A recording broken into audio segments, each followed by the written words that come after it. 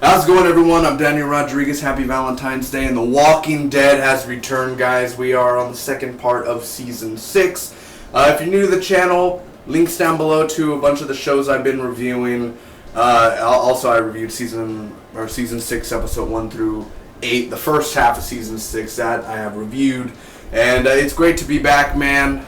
Rick, this episode, holy crap. It's a spoiler review. Make sure you have seen the episode because I'm spoiling everything. I'm going to recap it, give you the pros, give you the cons, give you the final scores, give you all that good stuff. So let's get right to it, man. Season 6, Episode 9 of The Walking Dead, titled No Way Out. Here we go, man. Let's recap this. Should take me less than 2 minutes. First off, the Saviors have a speech, or well, the first man, where he's like, all your weapons now belong to Negan. And of course, when Abraham like, who's Deanna? Abraham's like, who's Negan? And right there, I told you not to ask any questions. So now I'm gonna kill you. No, I'm not. I don't need to kill you. But I want to kill you. 2 guns. Boom! Daryl ends up blowing the whole Savior group, man. 5 or 6 bikers with an RPG. Literally, and I love what he says. This is the one thing that came out of the opening that was just right in my mind, is when the biker, he told Abraham, he's like, you bite the shit. You bite it, you chew it, or he's like, you chew, swallow, repeat. You know what I mean? Like, he's literally just like, don't nibble it. You bite it, chew it, I'm already mixed up on things, but you swallow it, you repeat. Like, that really was like in my head, like, holy shit, like, whatever he's doing, man. And he's all nice, like, your gun. Thank you. Thank you. And then he just gets, like, he's all nice, and then he's all, like, they're all psychotic, man, the whole Savior group. So anyway, Daryl kills them all with an RPG, which we didn't even hear the RPG go off. Like, I guess that's a thing now. I guess you can't hear them go off. Or neither did none of the bikers pay attention, because obviously you can't see a guy with an RPG blaster just going to the side and being like aiming at your target. I guess a perfect aim, I guess you can't see. I guess they weren't paying attention. But either way, now we're back in Alexandria. Gabriel will take Judith to the church. Glenn and Enid are at the church. There's 2 different churches, and they're looking for a gun and everything. They're trying to think, okay, we got to go save Maggie. So Enid's trying to be like, there's this whole thing where she's, breaking down, and Glenn, of course, is like, for the 10th time over the past 2-3 episodes, he's literally like, hey, keep on going. Who you fight for? And, all my like my parents and everything. So kind of motivational. Glenn trying to get her to go and keep on. And you're going to help me save Maggie, basically. So they're going to go save Maggie. So Sam is a bitch. I basically wrote that. Sam is a bitch. He said, Mom. And he starts remembering Carol, like, you're not going to escape. The zombies are going to get you, sort of thing.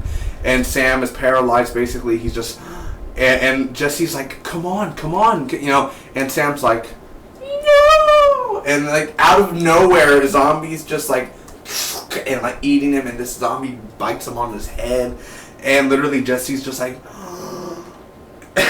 and I'm just there like, fuck yeah, you killed Sam, alright. Finally, I was happy, man. But then Jesse ends up dying, which is not a big surprise, and here's Rick, man, he's like, no.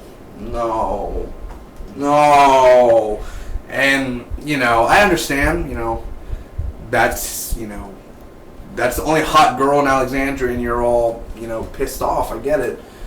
But it's just all because Jesse didn't let go, and, just back away a little bit. Yeah, you can't do nothing about it, Jesse. Thanks a lot. Now you're dead. And also you got your son Ron dead, because Ron, now that Jesse's dead, his mom, Now he's even gone loco crazy. His last straw, Ron picks up the gun. He's aiming it at Rick and Carl. And then Michonne ends up doing katana right through the chest. Ron's dead. But he ends up shooting. I don't know. Just boom. Alright. Whatever. Bullet wasted, you know. Rick turns to Carl. And Carl has his eyes shot out. He's like, Dad? And then basically falls. So Carl's eyes shot out. And I literally... I knew, we always knew this was, well, we never knew this was going to come. Like, we were like, is this going to happen in the show? Is it? I mean, it has to. It's no way out. So there's always talks about it, you know, just like other things, you know, man. Like, was Rick's hand ever going to get cut off? It never ended up happening. So, you know, this actually happened. This is from the comic book. And I'm very happy it happened. I honestly am. It even makes Carl even more of a badass. He looked awesome, like right from the comic, like ripped, thrown to the screen. There it is. It looked beautiful, honestly, man. And man, Rick just lost the woman he loves. He just lost a few members of the group, and the whole family died. And his son, he thinks his son's gonna die. His eye shot out.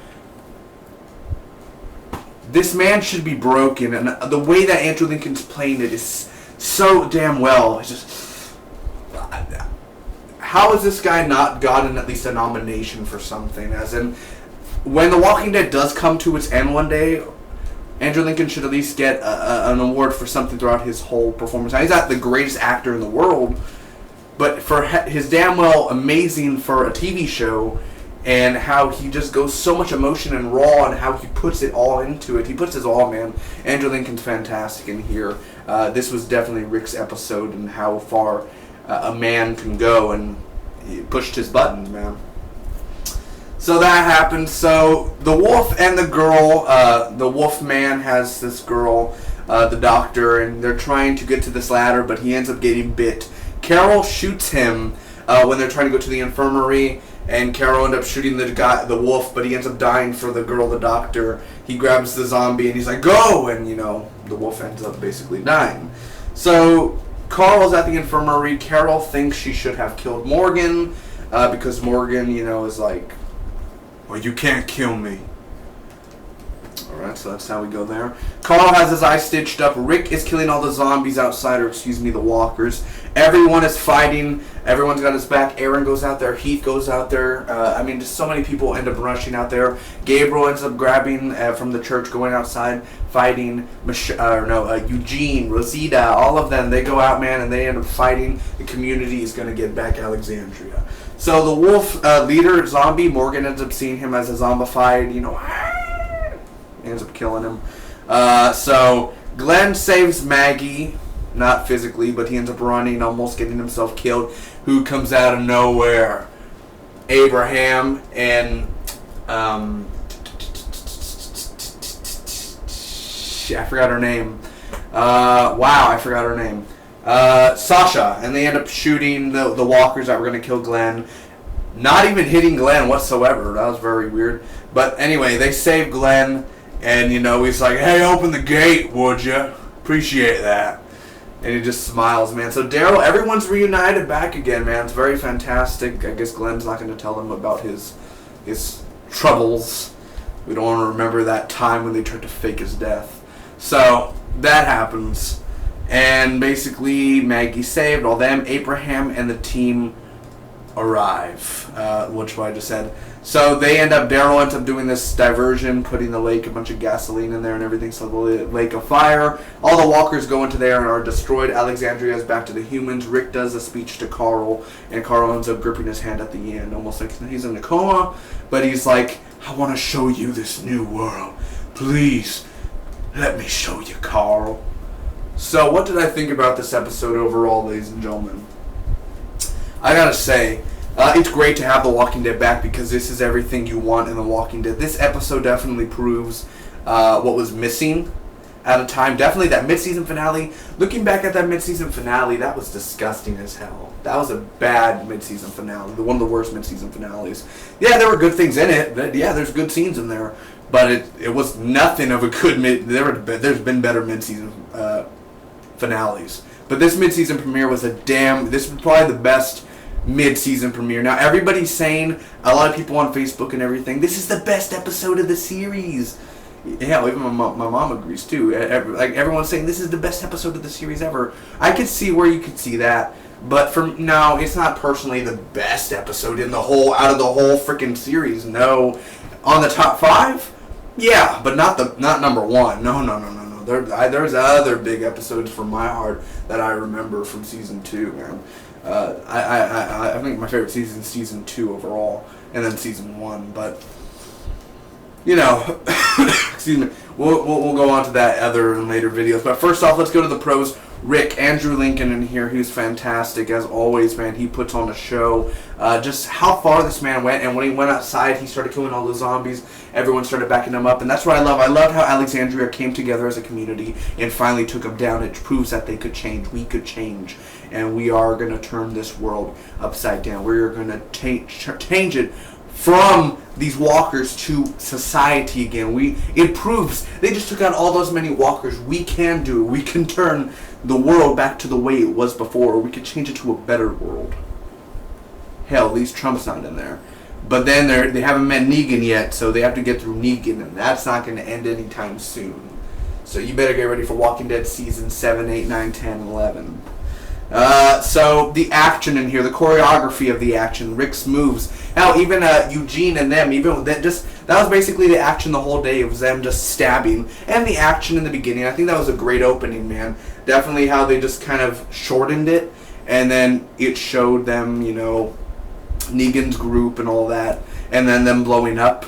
Because I knew that they were going to get blown up, because I heard that, people were saying he's going to use his RPGs from the comics as well, where they end up dying real quick. They all get killed. So I was like, something's going to go down. Boom! Ends up blowing up instantly, body parts everywhere. That was a great opening. Greg Nicotero directed this episode. And every time Greg Nicotero directs an episode, it's going to be bloody. It's going to be intense. It's going to be emotional. That's what I love about Greg Nicotero. And his Greg Nicotero's art team, and the department over there with the makeup and the zombies. A lot of zombies looked fantastic in here. They never cease to amaze me. They always amaze me, man. They're like, holy crap, they keep on doing more and more zombies every single damn time. How fantastic they look in different variety. The Wolf, man, also the guy who played the Wolf, he's a fantastic actor this episode, man. Very, very good. He did awesome. I'm very happy that he almost changed. He didn't fully change, but he was changing. I could tell. I'm not lying. I feel like he was changing a little bit in the inside. The directing, Greg Nicotero's directing, how he saw it, how he ended up overall the Lake of Fire, all that good stuff. I thought that was brilliant. The deaths, for sure, Jesse's death. I thought they were kind of rushed, and the way that it was at nighttime in the camera, like the way that the camera was panned at Jesse and at Sam, like just the way of this, because it showed Rick like this, like. No. Like, he can't do much, right? I understand that. But the way it was, the camera just made me like, it didn't really oh no. I was just sort of sitting there like, okay. Like, it just didn't throw me into there that much, because you're kind of like, yeah, okay, Sam's dead, Jesse's gonna die right away, yeah. Ron's gonna die. So it didn't really hit me as much people who wouldn't think about it twice, Some people watching it are not thinking, oh, Jesse's gonna die, you know what I mean? So it's kind of like I saw that already coming. But the way that the deaths were handled, Jesse, the zombies kind of just, she just kind of disappeared into the pile of zombies. Everyone fighting, awesome. Carl's eye shot, the design, the effects, and the way that he looked was awesome as well. They used dummies. They replicated Chandler Riggs' face and everything. That was really cool. They saved Alexandria. I'm very glad Alexandria is back.